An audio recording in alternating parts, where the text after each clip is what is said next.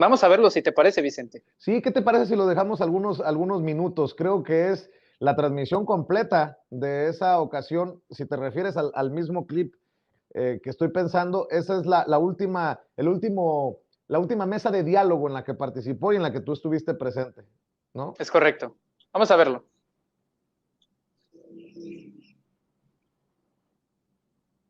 De diálogo con uno de los grandes caricaturistas moneros mexicanos. Por fin se me hace tenerlo en imagen, casi siempre es vía telefónica, pero hoy lo hicimos posible y le agradezco por su generosidad a Antonio Helguera, el gran Helguera, con nosotros en Sin Censura esta noche. Antonio, te mando un abrazo y ahora sí, qué bueno que estás al 100% con nosotros. Hola, ¿cómo estás? Pues sí, ya finalmente se pudo. Qué gusto, muchas gracias por invitarme.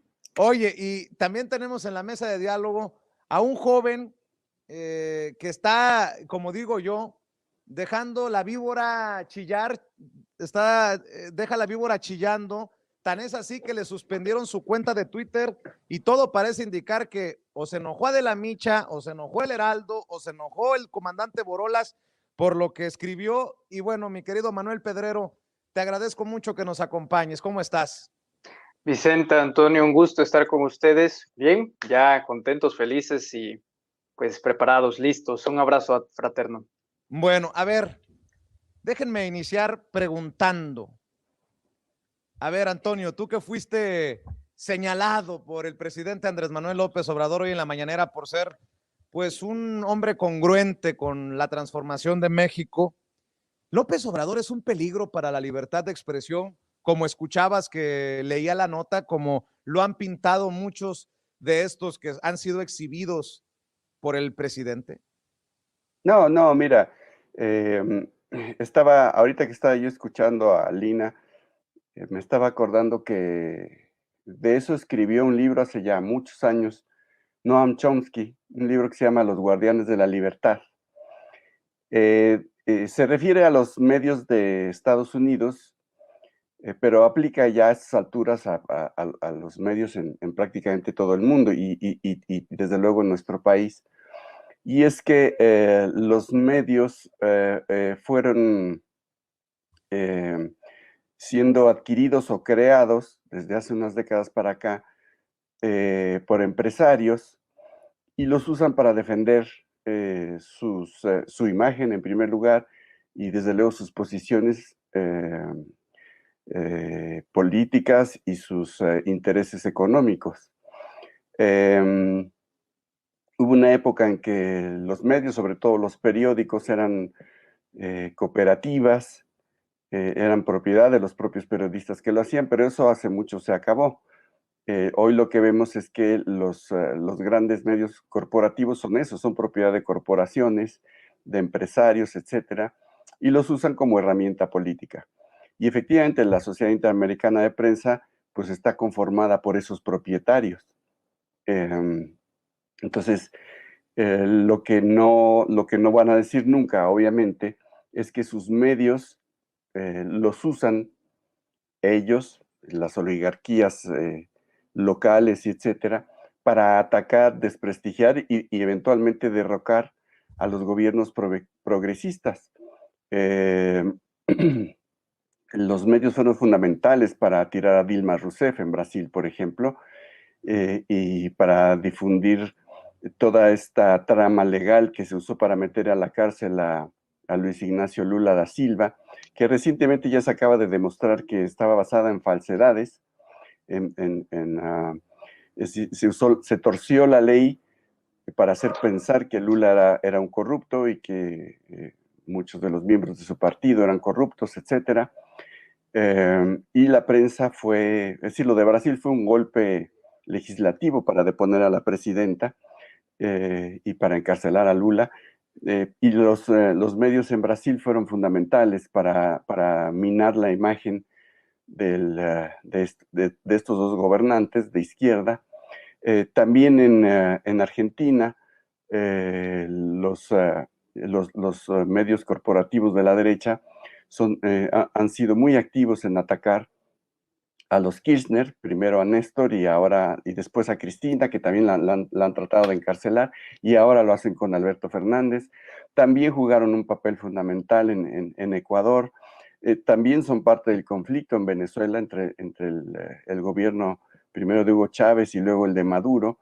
Los medios empresariales han estado ahí siempre para hacer pintar justamente la imagen que quieren pintar del gobierno actual mexicano, que es una dictadura, que coarta las libertades, que viola los derechos humanos, etc. Eso no lo va a decir la Sociedad Interamericana de Prensa, no lo van a reconocer jamás. Pero el hecho es que los medios en América Latina y en muchas partes del mundo son eso, representan eso y se usan para eso. A ver, Manuel Pedrero, en torno a lo que está diciendo, muy interesante, Helguera, ¿es Andrés Manuel López Obrador un peligro para la libertad de expresión cuando hoy tenemos la investigación del buen Álvaro Delgado, que señala que la Universidad de Guadalajara, con el exrector Raúl Padilla, pagó casi $1,5 millones de pesos a la editorial Clio, dirigida por Enrique Krause, el de la Operación Berlín, etcétera, etcétera, al que pidió casi que viniera Biden a regañar a Andrés Manuel López Obrador para hacer un documental sobre el populismo con ponderación crítica a la 4T. Yo me estoy volviendo loco. Yo no sé con qué cara estos sinvergüenzas descarados hablan de ataques a la libertad de expresión cuando son ellos los que buscan, pues, bombardear a la 4T, si me permites la expresión, Manuel. Claro que sí. Bueno, antes que nada, demostrar mi respeto y admiración por Antonio Helguera. Mi padre hace muchos años compró un libro que yo terminaría heredando, Diccionario Irreverente de la Política Mexicana, y lo valoramos mucho, que hoy en día sigue siendo muy vigente, y pues nada, se le quiere y se le admira a gran Monero. Vicente, Mark Twain decía que la historia nunca se repite, pero siempre rima. Cuando yo veo a un Enrique Krause haciendo columnas en el New York Times, a un Carlos Loret de Mola en el Washington Post, como ya lo mencionabas, haciendo en algunos textos pidiendo la intervención, la cordura, el llamado de atención de extranjeros a asuntos nacionales, pues si bien no se repite la historia de los conservadores en la guerra de reforma llamando a Maximiliano de Habsburgo, sí rima en el sentido de que nuevamente hay elementos del sentido mediático y político llamando a intereses no nacionales, y lo que han demostrado toda su vida, y no solamente en el ámbito mediático, como ya mencionamos a Enrique Krause y Carlos Loret de Mola, sino también en el sentido económico, en el poder. Ahí teníamos a Gustavo de Hoyos en su muy famosa reunión con el rey de España, implorando de nueva cuenta la intervención que hiciera caer en cuenta y acusando ante los extranjeros de las fechorías del dictador. ¿En qué dictadura del mundo se permite la libertad de expresión? Está más garantizada que nunca. De hecho, la censura y esa limitante de la libertad de expresión no viene del gobierno. Curiosamente, México, desconozco si hay algún precedente mundial. Esos factores de los que se acusan al gobierno vienen directamente desde la oposición mexicana. Hay una resistencia de los poderes fácticos de muchos sectores, el poder empresarial, el poder religioso, el poder económico, el poder político, el poder mediático, etcétera. Y eso es lo que se está resistiendo en estos momentos. Yo no puedo sostener de ninguna forma que un periodista se diga censurado por parte del presidente López Obrador. Es decir, es inadmisible sostener o al menos argumentar, porque cada vez que se le ha pedido a alguien que se diga serio, de una calidad periodística al menos seria o considerable, pues nunca ha podido sostener un solo elemento sólido para argumentar que efectivamente hay una censura por parte del gobierno de López Obrador. Carlos Loret de Mola hace sus videos todas las semanas y no es reprimido. Ricardo Anaya hace sus videos toda la semana y no es reprimido. Enrique Krause es pagado por gobiernos estatales, algo que le encanta a Enrique Alfaro, contratar publicidad para que lo comparen con Mariano Otero, cortesía precisamente de Enrique Krause, que sí le cuesta un dinerito, sobre todo en Jalisco, y también entrevistas que son de muy mal gusto, por ejemplo la de Latinos de Víctor Trujillo, que se escuda en este personaje de Broso, hacia Enrique Alfaro. Es decir, la censura de parte del gobierno a estos poderes mediáticos, porque eso es algo que no les gusta admitir, son poderes, como poderes, ellos acusan a otro poder y no han entendido el papel de la retroalimentación. Si ellos acusan y señalan, el señalado y el acusado también tiene el derecho a responder. Y eso es algo que no han entendido y que están en proceso de entenderlo todavía. Pero bueno, el golpe todavía vendrá más duro en el mes de junio. Antonio, ¿por qué odian a López Obrador estos intelectuales, estos periodistas, estos personajes, los expresidentes, los políticos de oposición? ¿Por qué lo odian? Yo sí creo que hay un odio que va más allá de una confrontación política. Digo, cosas como las que hace Andrés Manuel López Obrador seguramente les han de generar retortijones. Por ejemplo, esto que se burla de Roger Bartra, que nos deja de tarea, por cierto, no la hice, de qué significa retropopulista en la crítica a los intelectuales, pues les ha de caer muy mal, pero ¿te has puesto a pensar por qué odian todos estos personajes a López Obrador o estoy exagerando cuando hablo de odio?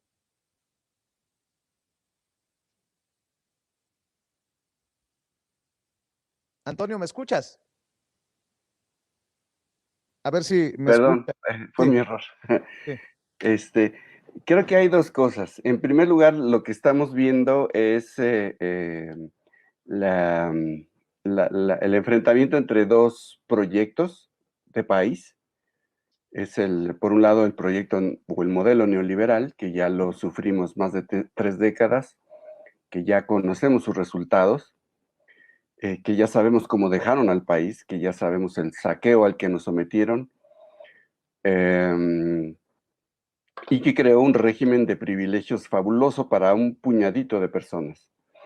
Y por otro lado, pues el proyecto, le llaman populista para desacreditarlo, pero en realidad es popular. Es el proyecto de López Obrador, de hacer un país más justo para todos. Así de sencillo es el proyecto, así de sencillo es definir el proyecto de López Obrador.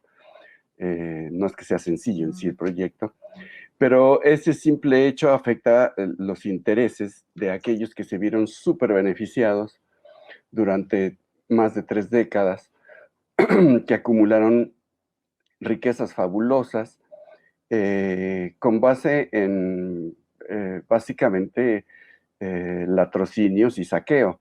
No solamente hablo de los empresarios, amigos de los regímenes priistas y panistas que se beneficiaron fabulosamente con negocios bastante ilegítimos y cuestionables, como por ejemplo la privatización de las cárceles, como por ejemplo los monopolios de distribución de medicinas, o por ejemplo el tema del huachicoleo, el saqueo de Pemex, la privatización de Pemex, la privatización de todas las empresas paraestatales que se convirtieron en negocios que eran propiedad de la nación y se convirtieron en negocios de unos cuantos particulares, las minas, la forma en cómo se entregó el subsuelo a las mineras canadienses. En fin, hay una